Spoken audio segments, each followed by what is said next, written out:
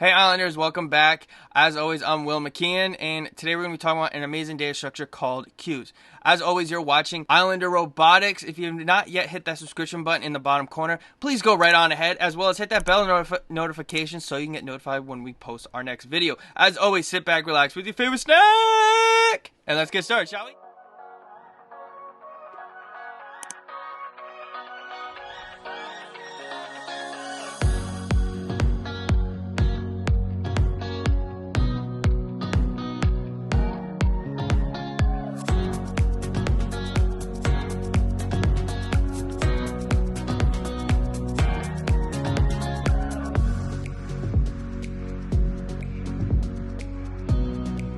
Welcome back, Islanders. This is the software we were able to come up with in today's video.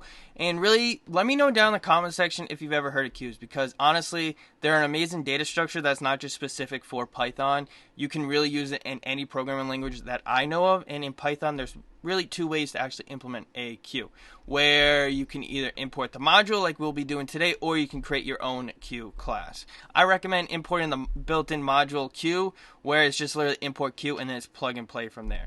In today's video, we're not going to be going over it's not really going to be a tutorial on queues. It's really going to be more of like me showing all of you how I decided to implement queues into the software. All right. As well as we're not really going to be going into too in depth on the theory, besides me just saying the way to think about how a queue operates is think of a single file line where the first person in line is going to be the first person out of line, and the last person in line is going to be the last person out of line. Alright, also in today's video, don't take everything I'm saying as set in stone. Really take what I'm trying to say and implement it in your own way, because really there's more than one way to solve a problem in any programming problem. Alright, so with all that being said, we're going to switch over to the very first function I want to talk about, which is this function right here, 110. But before we actually start talking about line 110, I want to show all of you how we actually were able to import the class that we created in the last video, because that's what this function is doing, is creating the communication between the two modules, the main module for the YouTube keyword planner and the sorting module from last video. And that's on line 5 where we actually import the class. We're going to say from Islander sort, import Islander sort. All right. And then once we do that, we can do whatever we really want with the sorting, as long as we have the database that we want to sort by, which becomes very tricky when the user has entered more than one database. All right. And that's what's going on here. We're just allowing on line 113 all the way to line 123, we're allowing the user to enter which database they want to enter, as long as they've entered more than one database. If they've entered more than one database, this if statement is going to become false. This if statement is going to become false, and then this else statement is going to become true. And we're going to say user equals 1. And then once we figure out what they've actually done which database they want to sort by, we're going to say self.sort equals Islander sort, which is a class we made from last video. And then for number list, we're going to set it equal to the corresponding database that we picked. So self.keyword at the key term of self.key at index I. So self.key is actually a list of key terms for the dictionary that we have. All right. And then string list is going to equal self.keyword, and we're going to pass in the list at the key term value of keyword for self.keyword's dictionary. All right. And then after that, we can now start the sorting process, which we're going to say self.sort, and we're going to call the drive method from that class so that everything can become automated. And once we have all that sorting, we can now get on to the queues, which is going to start at the top function right here. Right? On line 129, this is where we're going to start playing with queues. And on line 131, we're saying I equals length of self.key. Don't worry about that right now. We'll get to that in a sec. But line 132 is where we create the queue, where we're going to say self.queue equals queue.queue. All right. Once we create the queue, we're going to say while true, then try, and then which queue is going to equal int of input. You have the choice to press 1 to see both the keyword and the scores, new line, or you can press 2 to see the scores, new line. Your last choice will be to press 3 to see just the keywords. All right. The user has to pick one of those so that we know what to populate the queue with. And if they have picked a successful value, we're going to break out of it with this if statement where we say if which queue is greater than or equal to 1, and which q is less than or equal to 3. We're going to break out this while loop. Else, we're going to say please pick one of the options, and then if they don't pick a number, they pick some character, we're going to just say the same exact thing in this except print pick one of the options above. Well, pick one of the options. Once we get out of this while loop and we get into these various different if statements that correspond with the values that you had to choose for which q this is what's going to happen here, where we're going to say, let's start off with the first if statement. If which q equals 1, meaning they want to see both the keywords and the keyword scores, we're going to create this while loop. And the way to think about this while loop is actually a backwards for loop, where we're going to start a higher value, like on line 131. This is the same I. These two i's in these while loops are the same exact thing. They're the same variable. We're going to start at some higher value and we're going to go down, all right? And we're going to go down in the way that we're going to say I minus equal 1, all right? But before we actually get to the minus equal 1, we have to actually populate this q. And remember, a q first value in is going to be the first value out. The last value in is going to be the last value out. As well as you can't really, you can see the front of a q and the back of a q, but you can't really see what's inside of it, all right? The middle pieces. So just keep that in mind as we continue on. But what we're going to be populating this q, what we're going to be passing into the put method of q, is we're going to say self.sort.data of index I. So remember, data is actually the sorted values that we have, of the sorted values with both the keyword and the keyword scores. And then the same thing's going on for 149 and 153. The only difference is what values are being put into the queue. This one's just the keyword scores. Line 155 is just the keywords themselves. Then once we have that, we want to find what values does the user want to see the top of, right? And that's what this while loop's doing. We're saying while true, try number equals int input, which is the top value we'd like to see. Now we have to keep in mind that we can't go above the queue size. So that's why this if statement's playing a factor. We're saying if number is greater than self.q.q size, which is the size of the queue, we're going to say the number of keywords you have entered is less. Oh, that's supposed to say greater. My bad. Greater than the number. Oh. The number of keywords you have. Oh, I was right the first time.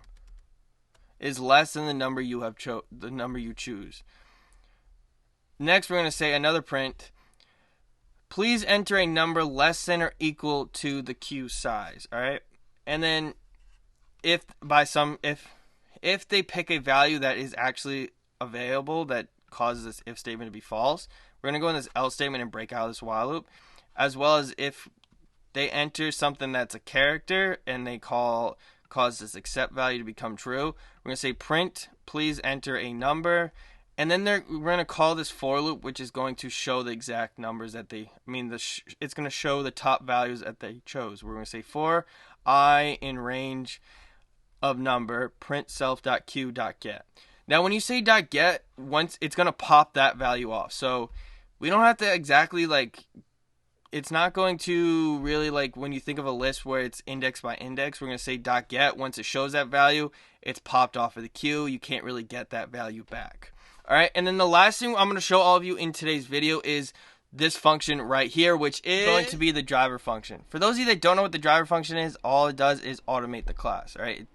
Really, that's all it does. And last time you all saw this method, we just had self.clearline and self.insert. Since you all saw that, we added is sorted equals false. Don't worry about that right now. It's going to play a factor later on. And then user equals what. The reason why user equals what is just as a placeholder, because this user is going to be what is going to be used for the logic behind this while loop. So we're going to say while user.upper is not equal to capital Q, all right?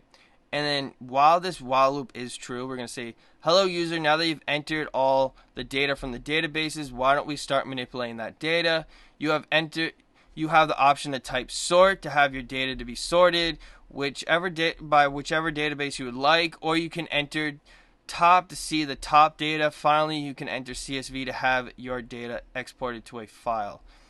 And then we're going to say user equals input. Enter any of the options to continue if you want, or if you want to exit the selection, just press Q. All right, and once that's all been defined, we're gonna say if user.upper equals sort, it's going to go up to the sorting function that we were just talking about at the beginning of today's video. We're going to say self.sorting and then self.clearline. Just really self.clearline is a personal preference because the terminal gets really cluttery. And we're going to change is sorted to true. Now, is sorted plays a factor in the next else if statement. We're going to say elif user.upper equals top. We're going to check if it is sorted. If it is sorted, then we have something to check the top values of. If it's not sorted, then we have nothing to see the top values of. But while is sorted is true, we're just going to say self.top and then self.clearline. When is sorted is false, as well as the length of self.key is greater than 2, first the user is going to see print you have to sort the data first, and then we're going to call the self.sorting method, and we're going to call the self.top method, and then we're going to clear the line. All right. And then if is sorted is false and the length of key is equal to 2, we're going to say sorting self.sorting and then self.top and then self.clearline. Really, it's the same thing, except it's the same thing as this else if on line 191, except 196 doesn't have this print statement. That's really the difference. And else if user.upper equals CSV, that's going to be in a later on video, but just to keep the placeholder, we're just going to say pass. Pass just allows, so if this else if statement was to be true, it's just going to go right back to the beginning of this while loop. And really that's it. So now we're just going to switch over to the terminal and I'm going to show all of you some testing. Hey honors, so actually before all of you see the output of today's code, I just found out one error that I made. We have to say length of self.key -1 because length of self.key is actually out of bounds. Yes, it is the length of the key, but you have to remember n -1. All right. So with all that being said, we're going to switch over to the terminal and we're just going to say python 3 main.py. Run that. We're going to have two databases today. We're going to say type key. Oh, I wanted to clear that. Let's say 10, and we're going to say what, 1, 2, 3, 2, 4, 5, yes, will, 30,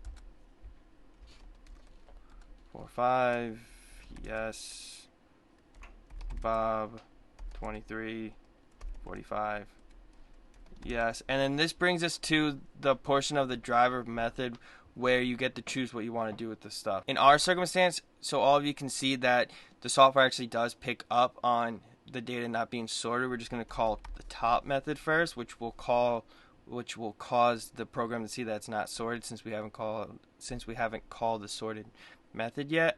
And so say you have to sort the data first. You have the choice to press 1 to have your data sorted by type. You have the choice to press 2 to have your data sorted by key. So we're actually going to pick 2 first. And let's just do 1 so we can see the keywords and the keyword scores. And when you hit 5, it's going to say the number of keywords you have entered is less than the number you chose. Please enter a number less than or equal to 3. Let's say 3. And right here, you're going to see the scores and the keywords. So let's clear the screen again. And let's just say top again. And we're going to call a different one. Let's just say 2. And let's say 3. And then this is just showing us the scores. And we're going to say yes on this to clear the screen, and then we're going to say sort to actually switch over to the other database that we had. So let's pick 1, and let's say yes, clear the screen, and then the next thing we're actually going to do is go to the top, and let's actually pick 3 to just see the keywords. So right here, we're just going to say 3 right there again to see all 3. Oh, I hit back. And will what Bob. All right. So let's actually clear the screen, and for those Islanders that made it to this point of today's video, you're all truly awesome, and I have a favor to ask all of you. As you all know, I post on every Sunday about 8 a.m. But I also want to start posting twice a week, but I don't know if I should post on a Wednesday or a Thursday. So what I'm asking all of you is to leave a comment down below on whether or not you think I should post on a Wednesday or a Thursday. I can't wait to see all of your answers, as well as, while we're talking about comments, if you have a question on anything we talked about in today's video, go ahead and leave a comment down in the comment section down below. If you want to see today's code, there is a link to a Google Colabs. Go ahead and check that out. If you want to help support the channel as well as if you enjoyed today's video, please do go ahead and hit that like button. I really do appreciate it. For those Islanders that have not yet hit that subscription button, please do consider becoming part of the Islander community where we teach each other robotics through programming. We would love to have you part of the community. And really, that's all I got for all of you Islanders. As always, I'll see you in the next video. Bye. Happy coding.